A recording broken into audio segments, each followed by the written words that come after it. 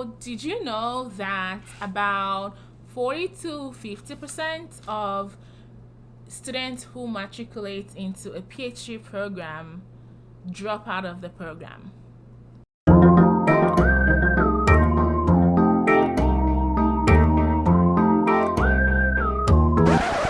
If you haven't already, don't forget to hit the subscribe button and to hit the notification bell so that you are the first to know when I post new videos.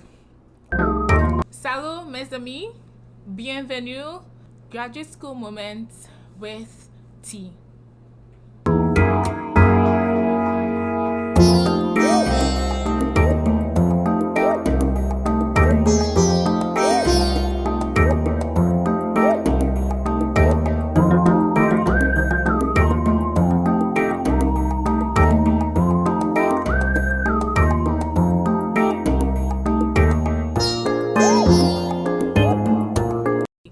My name is Tobia Shikoya, and today we're going to talk about how to decide between multiple PhD offers.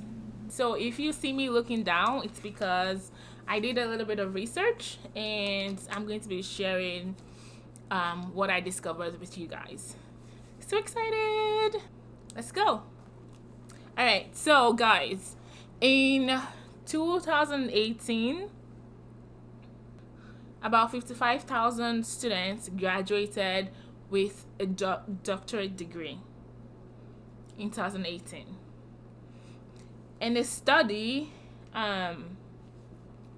conducted by this grad school blog, it's called bloggradschoolmatch.com, where they surveyed about 20 institutions from a full of 450 institutions in the country, in the United States, of which 5 of the universities participated in their survey. The 5 universities comprised of about 1,500 graduate students that responded to the survey. And the survey basically asked about just kind of see if graduate students, like how they currently feel about their PhD program. And what they discovered was that 75% of graduate students would still choose their current program or school. So 75% of the 1,500 responses said that they would choose the current program they're in and the current school. However, 25% of them responded that they regretted whether the grad school that they chose or the program that they're currently in. And one of the reasons that was cited for the dropout, the 50% dropout, was because of wrong graduate school decision, like the regret where they went to. So of these 25% that would choose a different program or a different school, it was further broken into segments. So what was found was that about 5% of the 1,500 responders said that they would choose a different program or field at their current institution. 15% said that they would choose a similar program or field in a different school. 3% concluded that they would choose a different program at a different institution. And 2% responded that they wouldn't even go to grad school. 25% regretted that decision. Did that just like trigger like a what the fuck moment? Like, what the heck? What's happening? So, this study led me to, inspired this video where I'm going to be sharing how, like, the things you need to consider when choosing a graduate program. So now let's move on to the second tab that I recommend that you create when making your decision. That will be professional development.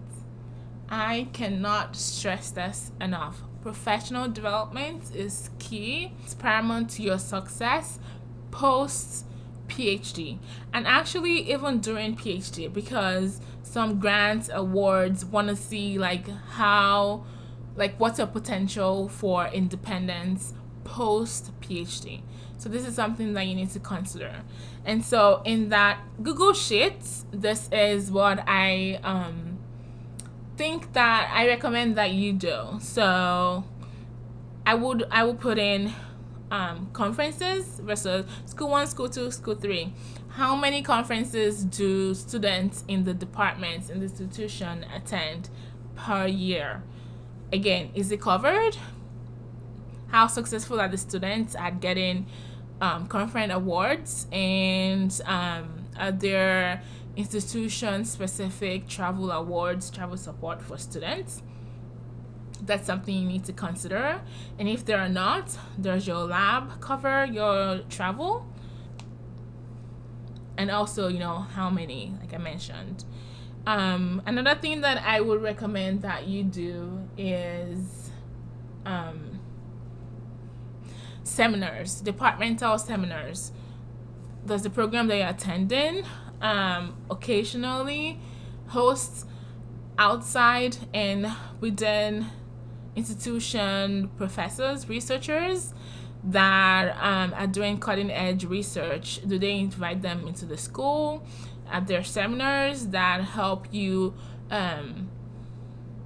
network with professors outside your institution? Again, these people are people that would be key for your success post PhD. So you don't need to think like in the next, 1 year, 2 years, 4 years, 7 years, however long your PhD is gonna go. You also need to determine how the school you're going to attend is going to fit into your long-term goals. And conferences, seminars are one of those things. They help you network. You know, if you want to go to a postdoc in industry, these are some of the people you need to be able to contact and expand your network. So definitely I will put in seminars. How many a year? Are they all like in the department? Are they in the institution? Are they outside the institution? That's something that you need to know. So do you have the opportunity to present your work university-wide? Do you have the support to do that? Are you expected to work in a lab 24/7?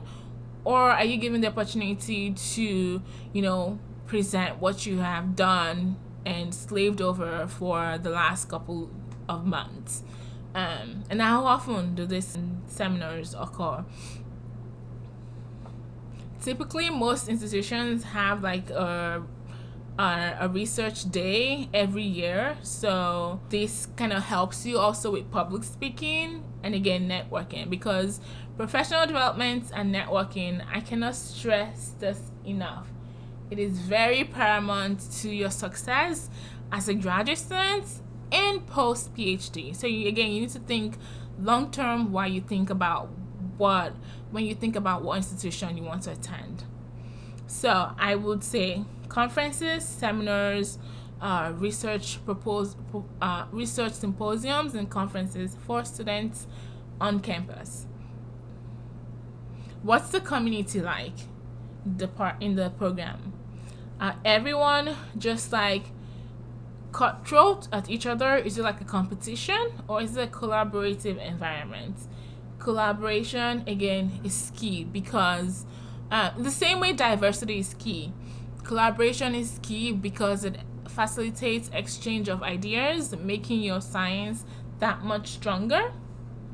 So you need to know whether in the department program that potentially thinking about joining, do they support collaborations, diversity of ideas celebrated, and do people work together? So that's something you need to consider when you're deciding between multiple schools.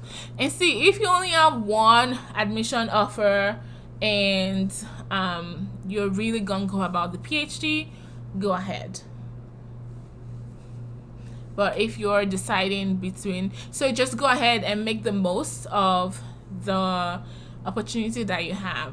I will make a video about how to succeed in your program. So yeah. All right, so on the professional development Excel sheet, we said conferences, seminars, research, symposium, conference for students on campus, the strength of the program, community, is it collaborative or are they all at each other's throat to publish the best research, or are they all working together to publish the best research? So that's something you need to consider. One of the things you need to consider is student support. Are students' opinions respected? Are students afraid to talk about problems that they don't necessarily agree with?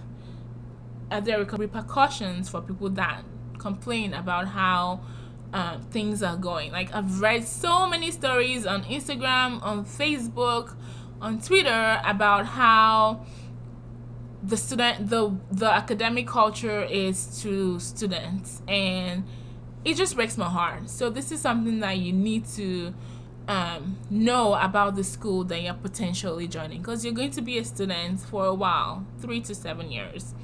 So you need to know, is your well-being going to be taken care of? Like, are there opportunities for you to seek help if you need it? Is your voice as a student being heard? Or do you feel like you have no power, and so you just cower in your lab and just come into your work, participate in the lab, and just leave? So yeah, student support will determine how enjoyable your PhD experience is.